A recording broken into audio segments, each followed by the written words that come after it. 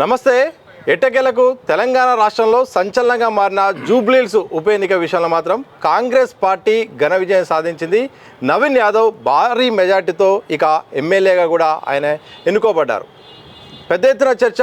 మూడు ప్రధాన పార్టీలు ఒకరిపై ఒకరు ఆరోపణలు ప్రత్యారోపణలు చేస్తున్న ఈ సందర్భంలో అధికార కాంగ్రెస్ పార్టీ గెలవడం పట్ల ఎలా గెలవగలిగింది, అలాగే ఎలాంటి కారణాలు గెలుపుకు కారణమయ్యాయి, అలాగే ఏమేమి అంటే ఎంతో ప్రచారం చేశారు, ఎందుకు మరి ఈరోజు బీజేపీ డిపాజిట్ రాకుండా పోయింది, అలాగే బీఆర్ఎస్ గెలుస్తుంది అనుకున్న విషయం చివరి నిమిషాల్లో ఏం జరిగిందనేది తెలుసుకునే ప్రయత్నం చేద్దాం. మనతో పాటు బీజేపీ నాయకులు, తెలంగాణ ఉద్యమకారులు, బీసీ నేత రాజయ్య యాదవ్ గారు ఉన్నారు. వారితో మాట్లాడే ప్రయత్నం చేద్దాం. సార్ నమస్కారం. సార్ నమస్తే. సో మీరు ముందే చెప్పారు కేసీఆర్ ప్రచారానికి రాడు, కేసీఆర్కు ఈ ఫలితం ఏందో తెలుసు, సో బీఆర్ఎస్ గెలిచే అవకాశం లేదని మీరు ముందే జోష్ అని చెప్పారు. అది ఫలితంలో కనిపించింది. ఓవరాల్గా ఈ ఎన్నిక ఫలితాన్ని మీరు ఎట్లా విశ్లేషిస్తారు? ఒకటే, కాంగ్రెస్ పార్టీ దేశం మొత్తం మీద కూడా కథం అవుతుంది. దేశం మొత్తం మీద కూడా కథం అవుతుంది. ఇక్కడ కూడా ముఖ్యమంత్రిగా గెలిచిండు తప్ప వాళ్ళు ఇచ్చిన హామీలు ఎంత మాత్రం నెరవేరలేదు. ఇచ్చిన హామీలు ఒక్కటి కూడా నెరవేరలేదు.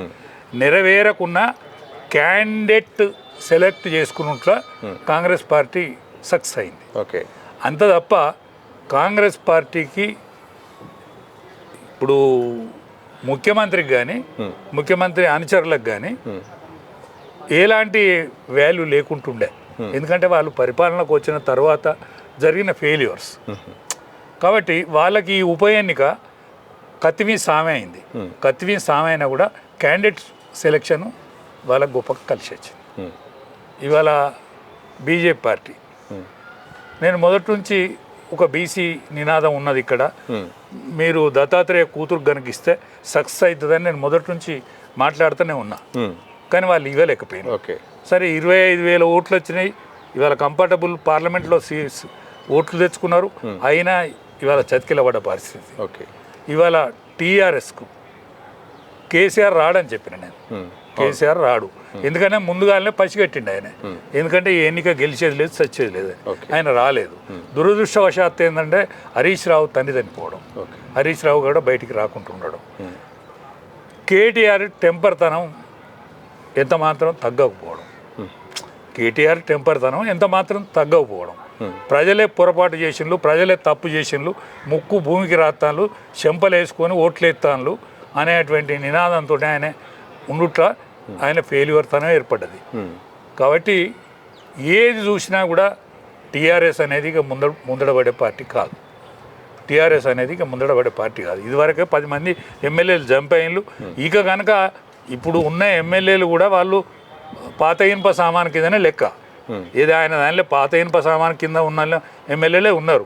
వాళ్ళు కూడా జంప్ అయిండ్లు అనుకో, ఇక ఆ పార్టీకి అయితే దిక్కుండదు. అంటే మీ ఫలితాన్ని బట్టి భవిష్యత్తులో ఇంకా చాలా మంది కూడా బీఆర్ఎస్ పార్టీ ఎమ్మెల్యేలు అధికార కాంగ్రెస్ పార్టీలోకి జంప్ అయ్యే అవకాశం ఉంది. వెళ్ళిపోతారు.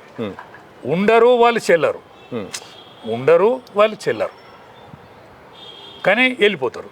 వెళ్ళిపోయినాక ఆ పార్టీ కుప్పగూలుతుంది. ఈ బీసీ నినాదం ఈ నియోజకవర్గానికే పరిమితం కాదు. ఓకే, రాబోయే రాబోయే ఎన్నికలలో ఇది ప్రభావితం అవుతుంది. అన్ని పార్టీలు కూడా బీసీలను అనుసరించక తప్పదు. అన్ని పార్టీలు కూడా బీసీ నినాదాన్ని సెలెక్ట్ చేసుకోక తప్పని పరిస్థితి నిర్మాణం అవుతుంది. సో క్యాండిడేట్ విషయంలో మీరు క్యాండిడేట్ సక్సెస్ అని చెప్పారంటే క్యాండిడేట్ కెపాసిటీని బట్టి నిర్ణయం ఉన్నదంటారా, లేకపోతే ఆయన బీసీ నేపథ్యం కావడం వల్ల ఈ విజయం సాధ్యమైందా? బీసీ నేపథ్యమే పోను, వాళ్ళ పూర్వ చరిత్ర కూడా ఈ కాన్స్టిట్యున్సీలో ఎవరికి కష్టం వచ్చినా, ఎవరికి బాధ అనిపించినా, ఎవరికి ఇంట్లో ఫీజు లేకపోయినా, పిల్లగాని ఫీజు లేకపోయినా, ఎవరికైనా దవాఖానలో పోవాలనుకున్నా, ఇంకేది పోవాలనుకున్నా, ఎవరైనా ఒక మహిళ ఉన్నది ఇల్లు ఖాళీ చేస్తలేరు అంటే శ్రీశైలం అన్న దగ్గరికి వచ్చి చెప్పుకుంటే పని అవుతుందని, ఎవరికన్నా అప్పిచ్చిర్రు, భర్త చచ్చిపోయిండు, మిత్తిత్తలేడు, వాడు అసలు ఇత్తలేడు, శ్రీశైలం అన్న దగ్గరికి వస్తే పరిష్కారం అవుతుంది అనేది ఉన్నది. ఆయన పిల్లగాడేమో టెంకాయల నీళ్ళండి. ఓకే, శ్రీశైలం ఆపత్కాల బంధువు. ఈ రెండు కలిసి వచ్చిన అంశాలు. నవీన్ యాదవ్లో మీరు గమనించింది ఏంటి? ఎందుకంటే ఆయన 2 సార్లు పోటీ చేసి 2014, 2018లో పోటీ చేసి ఓడిపోయారు. అలాగే చివరిసారి టికెట్ ఆశించి భంగపడ్డారు. ఈసారి మొత్తానికి వాళ్ళ కళ నెరవేరింది. మీరు ఈ యొక్క ఎన్నిక వరకే ఆయన పరిమితం అవుతాడా? భవిష్యత్తులో ఆయనకైనా రాజకీయ భవిష్యత్తు కూడా ఏ రకంగా ఉండే అవకాశం ఉంది? నేనైతే ముఖ్యమంత్రి గారిని రిక్వెస్ట్ చేస్తాను, యాదవ్లో నువ్వు ఒక్కనికి మంత్రి పదవి ఇవ్వలే, యాదవులకు ఒక్కనికి కూడా మంత్రి పదవి లేడు. యాదవ్ కమ్యూనిటీ అనేది గ్రామాలలో కానీ ఈ సిటీలో చాలా పటిష్టంగా ఉంటారు. వాళ్ళ అంగబలం కానీ అర్ధబలం కానీ మజిల్ పవర్ కానీ ఇవన్నీ ఉంటాయి. కాబట్టి నువ్వు కలిసి వచ్చిన అంశంగా నువ్వు ఎట్లయితే గెలిచినావో నవీన్ యాదవ్ను మంత్రి చేస్తే నీకు ఇంకా ఇన్మడించుతుంది. ఒక బొడ్రాయివాత్గా ఇక్కడ ఒక సెంటర్గా ఆయన ఉంటాడు, ప్రజలకు అందుబాటులో ఉండే వ్యక్తి. కాబట్టి మీరు మంత్రిగా సెలెక్ట్ చేయాలనేది నా యొక్క మనవి. సో పార్టీ పరంగా చూస్తే మాత్రం పార్టీ కూడా బాగా కష్టపడింది. చివరి 3 రోజుల్లో మొత్తం కూడా మారిపోయింది. సీఎం రేవంత్ రెడ్డి ప్రచారం కూడా వారం రోజులు ప్రచారం చేయడము, అలాగే పోల్ మేనేజ్మెంట్ విషయంలో కూడా బీఆర్ఎస్ సైలెంట్ అవ్వడం, అలాగే అదే సమయంలో కాంగ్రెస్ పార్టీ యాక్టివ్ అవ్వడమే ప్లస్ అయిందని ప్రచారం జరుగుతుంది. నిజమేనా? ఒకటేనండి, ముఖ్యమంత్రి గారు పటిష్టంగా తిరిగిన మాట వాస్తవం. ఎదుటి వ్యక్తికి ఎవరైతే కేటీఆర్ ప్రచారం చేసిండో ఆయన ఇంటి సమస్యనే పరిష్కరించుకొని మనిషి. వాళ్ళ సొంత చెల్లె కన్నీళ్లు దుడవని వ్యక్తి. అంటే మాగంటి సునీత కన్నీళ్లు దుడవండి అని తిరిగిండు. ఓకే, ముఖ్యమంత్రి గారు ఆ పాయింట్ని పట్టుకున్నాడు. ఓకే, నీ సొంత చెల్లెను కన్నీళ్లు దూడలేకపోతాను, నువ్వు పరాయి స్త్రీలను కన్నీళ్ళు ఎట్లా దూడతావు అనేది రేవంత్ రెడ్డి పట్టుకున్నాడు. ఈయన దగ్గర సమాధానం లేదు. ఈయన దగ్గర సమాధానం లేదు. పోతే కేసీఆర్ కూడా మేలు మరవలేదని అనుకుంటాను నేను. ఏది నవీన్ యాదవ్ ఫాదర్ ఎవరైతున్నారో మొట్టమొదలు ప్రజారథం కొనిచ్చిండు. ఆయన బిడ్డ పెళ్లికి సాయం చేశాడు. నేను చెప్తలేను కవిత పెళ్లికి నేను చెప్తలేను. కవిత నా పెళ్ళి అయినప్పుడు మా నాన్న దగ్గర పైసలు లేవు అని కవితే చెప్పింది. అందులో శ్రీశైలం గారి వాటా కూడా చాలా గొప్పగా ఉంటుంది. కాబట్టి ఇవన్నీ కలగలుపుగా ఓటమికి దారి తీసినాయి. ఈ కలగలుపుగానే ఈయన గెలుపుకు దారి తీసినాయి. అయితే కవిత గారి ఆరోపణలు కూడా ఎన్నికల్లో కాంగ్రెస్ పార్టీకి అస్త్రంగా మారిపోయాయి. ఆమె మాట్లాడిన మాటలను కూడా ప్రచారంలో ఉపయోగించుకున్నారు. అది ఓట్ల పరంగా పనిచేసిందా? ఓట్ల పరంగా పనిచేయదు, కానీ నైతికంగా వీళ్ళకి దెబ్బ తాకింది. నైతికంగా టీఆర్ఎస్కు దెబ్బ తాకింది. సమాధానం చెప్పలేని పరిస్థితి. మా బావే దొంగ అని ఆమె చెప్పడం, మా తమ్ముడే దొంగ అని చెప్పడం, ఇవన్నీ కూడా వీళ్ళకు ప్రచారాస్త్రాలుగా మారినాయి. వీళ్ళు తిప్పి కొట్టలేకపోయింది. వీళ్ళకి సమాధానం లేకపోయింది. అది ప్రచారం. ఇంకొకటి పోల్ మేనేజ్మెంట్ విషయంలో కాదు, ఫేక్ ఓటింగ్ కూడా నమోదైంది. మొత్తం అధికార దుర్వినియోగం కూడా చేశారు. పోలీస్ వ్యవస్థ కూడా మొత్తం కూడా అధికార పార్టీకి సపోర్ట్ చేసింది. మొత్తం దొంగ ఓట్లతో ఈరోజు గెలిచిన కాంగ్రెస్ పార్టీ అంటూ కూడా బీఆర్ఎస్ అభ్యర్థి, బీఆర్ఎస్ పార్టీ ప్రధానంగా ఈ అంశాన్ని మొన్నటి నుండి పోలింగ్ నుండి కూడా చెప్తుంది. నిజమేనా? అంటే 10,000 ఓట్లు గల్లంతు దొంగ ఓట్లు వేసిందని చెప్తాను. ఆ 10,000 ఓట్లు తీసేసినా కూడా 15,000 మిగులుతాయి కదా. రెండోది, పోలీస్ వ్యవస్థ ఇదివరకు సతాయించినంత ఇప్పుడు సతాయించలేదనేది నాకు ఉన్న ఇన్ఫర్మేషన్. ఓకే, ఇదివరకు ప్రతి గడపకు ఏం చేస్తాను, మీరు ఏం చేస్తాను అనేది వాళ్ళ మీద ఒత్తిడి ఉండేదట. మీరు ఎవరైనా పోలీస్ ఆఫీసర్ని అడగండి, అప్పటికు ఇప్పటికి ఒత్తిడి తగ్గిందా పెరిగిందా. కాబట్టి దానిలో కూడా ప్రధాన భూమిక ఉంటుంది. ఎందుకంటే ప్రభుత్వాలు పరిపాలించినప్పుడు, వీళ్ళు పరిపాలించినప్పుడు గదే ఒత్తిడి ఉంటుంది, ఇంకోటి పరిపాలించిన గదే ఒత్తిడి ఉంటుంది. కానీ అన్ని వ్యవస్థలను కూడా దాటుకొని బీసీ నినాదం అనేది బయటకు వచ్చింది అనేది నా అభిప్రాయం. సార్, కేసీఆర్ ప్రచారానికి రాలేదు. ఒకవేళ కేసీఆర్ ప్రచారానికి వస్తే పరిస్థితి వేరేలాగా ఉండేది. మొత్తం కూడా షిఫ్ట్ అయిపోయేది, ఓటంతా గెలిచే అవకాశం ఉండేదని కూడా బీఆర్ఎస్ కానీ కొంతమంది మాట్లాడుతున్నారు. నిజమేనా? అది కేసీఆర్కి తెలుసు. ఆయన ప్రచారానికి ఎందుకు రాలేదంటే ఆయన ప్రచారం వస్తే గెలవాలి. గెలవని పరిస్థితి ఉంటే ఆయన పోడు, గెలిచే పరిస్థితి ఉంటే ఆయనే వస్తాడు. గెలవని పరిస్థితి ఉంటే ఆయన పోడు, అటు ముఖాన కూడా పోడు. ఇది కేసీఆర్కు మొదటి నుంచి ఉన్న నైజం. మీరు చూసింది దగ్గర? నేను దగ్గరుండి చూసిన కదా. మొదటి నుంచి ఉన్న నైజం. కేసీఆర్ గెలిచేటువంటి అవకాశం ఉన్నది అనుకో, ఆయనే ముందట ఉంటాడు. గెలువని విషయం ఉన్నదనుకో, ఏమైతుందని అడుగుతాడు, ఇక మీకు బుద్ధి రాదురా అని అంటాడు, సభ్య ఊకుంటాడు. ఇది సంగతి. కేటీఆర్ అన్నీ తానే మొత్తం ఎన్నికల్లో ప్రచారం చేశారు. ఒక టైంలో ఆయనే అభ్యర్థిగా అన్నట్టుగా కూడా రేవంత్ రెడ్డిని కూడా అటు రేవంత్ రెడ్డి వర్సెస్ కేటీఆర్ అన్నట్టుగా ప్రచారం సాగింది. ఒకసారి రెఫరెండం అని కూడా అన్నాడు ఆయన. రెఫరెండం అన్నాడు, రెఫరెండం అని అన్నాడు. ఒకవేళ రెఫరెండమే అయితే నువ్వు దాన్ని స్వీకరిస్తే నువ్వు ఉన్న ఏదైతే ఎమ్మెల్యే ఉన్నావు కదా దానికి రాజీనామా చేయి.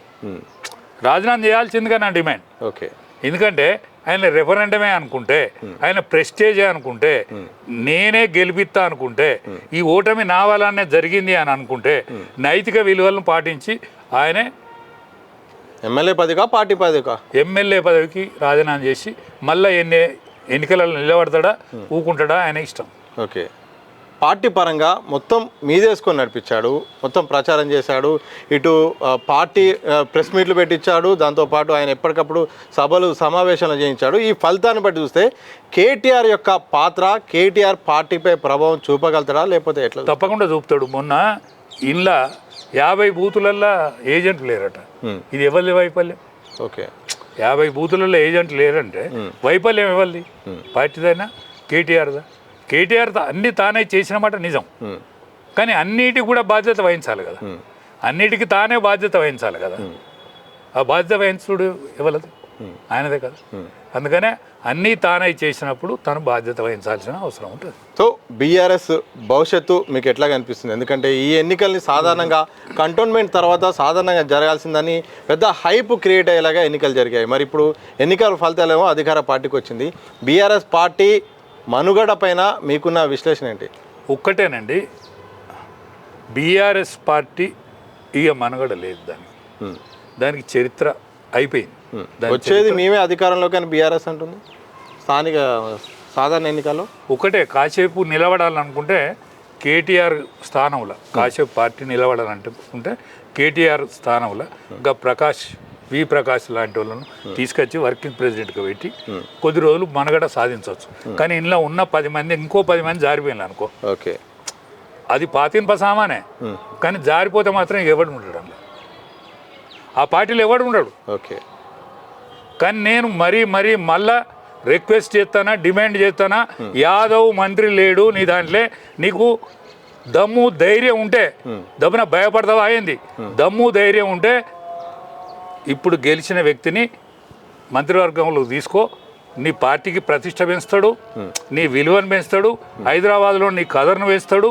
నీవు బలగం ఉన్నోనివా బలగం లేనోనివా, కానీ ఇక్కడ బలగం ఉన్న పెద్ద మనిషి అవుతాడు, ఇక్కడ ఒక గొప్ప వ్యక్తి అవుతాడు, ఒక బొడ్రాయివతగా నిలబడి ఉంటాడు. కాబట్టి నేను మళ్ళీ డిమాండ్ చేస్తాను, నగర నాయకుడు అవుతారా? నగర నాయకుడు ఖచ్చితంగా అవుతాడు. నగర నాయకుడే కాదు, యాదవులకు ఒక అండదండగా ఉంటాడు. యాదవ జనాభా ఈ తెలంగాణ ప్రాంతంలో ఉన్నంత జనాభా ఎక్కడ కూడా లేదు, నార్త్ ఇండియాలో కూడా ఇంత జనాభా లేదు. కాబట్టి ఒక దిక్చూచిగా మెదిలేటువంటి అవకాశం ఉంటుంది. మా తరం ఇట్లాగా అయిపోయింది, యువతరానికి ఒక నాయకత్వం వహించేటువంటి నాయకుడిగా తయారు చేసుకుంటే మంచిదని నా యొక్క ఆలోచన. థ్యాంక్ యూ వెరీ మచ్ అని. మొత్తంగా ఇది జూబ్లీహిల్స్ ఉప ఎన్నికలో మాత్రం కాంగ్రెస్ పార్టీ అభ్యర్థిని ఎంపిక చేయడంలో సక్సెస్ అయింది. కాంగ్రెస్ పార్టీ అభివృద్ధి సంక్షేమ విషయంలో ఫెయిల్ అయినా కానీ అభ్యర్థిని, సరైన బీసీ అభ్యర్థిని, ఒక పటిష్టమైన అభ్యర్థిని ఎంపిక చేసుకోవడం వల్ల ఈరోజు విజయం సాధించింది. అలాగే బీజేపీ, బీఆర్ఎస్ విషయానికి వస్తే మాత్రం క్యాండిడేట్ల ఎంపిక విషయంలో అవి రెండు కూడా ఫెయిల్ అయిపోయాయి. అలాగే నవీన్ యాదవ్ ఇప్పుడు నగరానికి భవిష్యత్తులో ఒక పెద్ద నాయకుడు అవుతాడు. అలాగే యాదవ సామాజిక వర్గాన్ని కూడా కాంగ్రెస్ పార్టీ మేలు చేయాల్సిన అవసరం ఉన్న కారణంగా భవిష్యత్తు తరాన్ని దృష్టిలో పెట్టుకొని ఇప్పటికైనా సీఎం రేవంత్ రెడ్డి నవీన్ యాదవ్కు మంత్రి పదవి ఇవ్వాల్సిన బాధ్యత అవసరం కూడా ఉంది. అలాగే బీఆర్ఎస్ పార్టీకి అయితే మాత్రం ఇప్పుడున్న పరిస్థితుల్లో మాత్రం భవిష్యత్తు లేదు. కేటీఆర్ తన తీరు మార్చుకోవాల్సిన అవసరం ఎంతైనా ఉందని కూడా కన్నబోయిన రాజా యాదవ్ గారు చెప్తున్న సందర్భం అయితే కనిపిస్తుంది. చూడాలి మరి భవిష్యత్తు తెలంగాణ రాజకీయాలు ఎటువైపు దారితీస్తాయనేది మాత్రం మరికొద్ది రోజుల్లో తెలిసే అవకాశం ఉంది. చూస్తూనే ఉండండి దిశ టీవీ.